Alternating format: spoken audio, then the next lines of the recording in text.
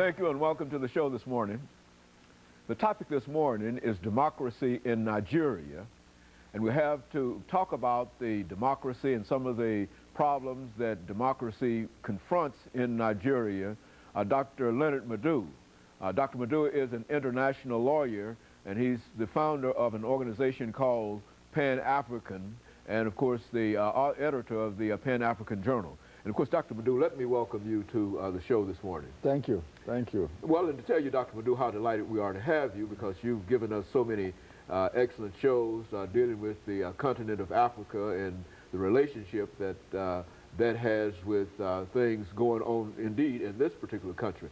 Let's start off, Dr. LMadu, by talking about the topic this morning, talking about democracy in Nigeria.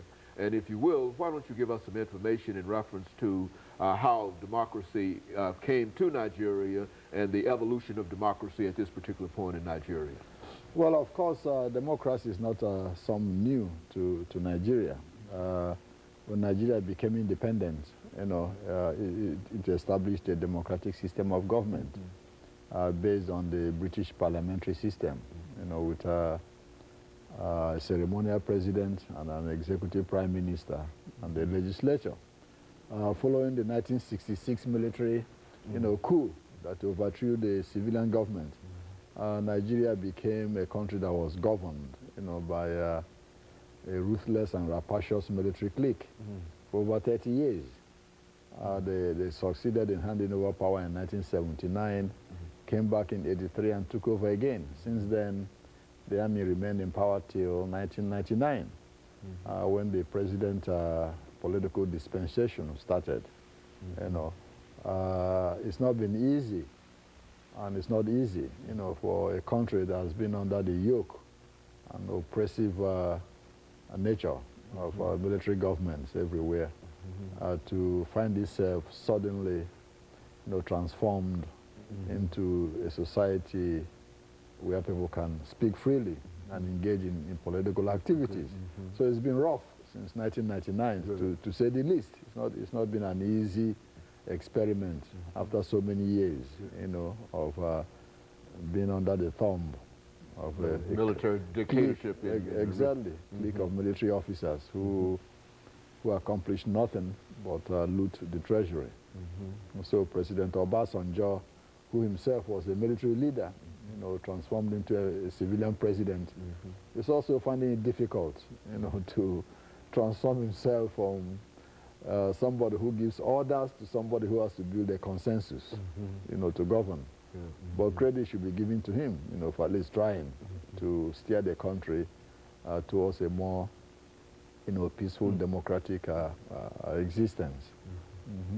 Now, some of the current problems, when we talk about democracy in Nigeria, some of the current problems really go back to the president himself. Would that not be a correct statement in terms, I think his tenure as president is constitutionally up soon, and there's some belief that perhaps he might not be willing, perhaps because of his military nature or whatever, he might not be willing to perhaps give up, in a constitutional sense, the government. I mean, is that a correct assessment? Yes, correct in a sense.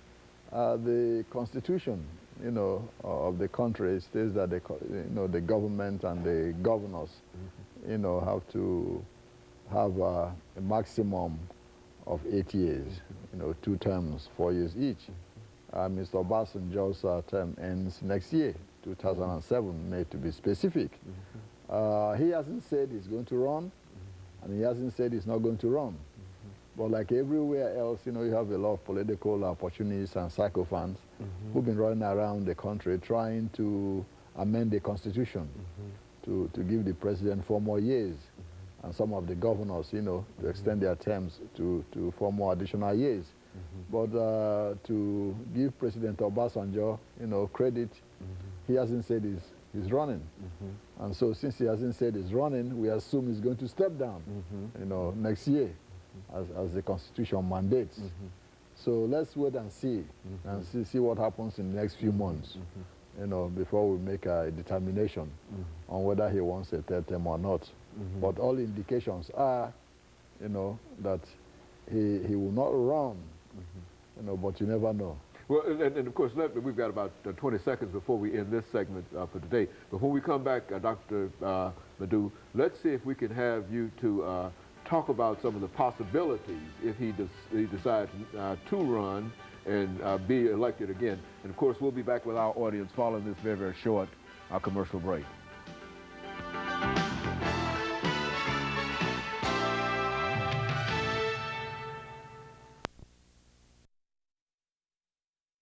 We're talking to Dr. Leonard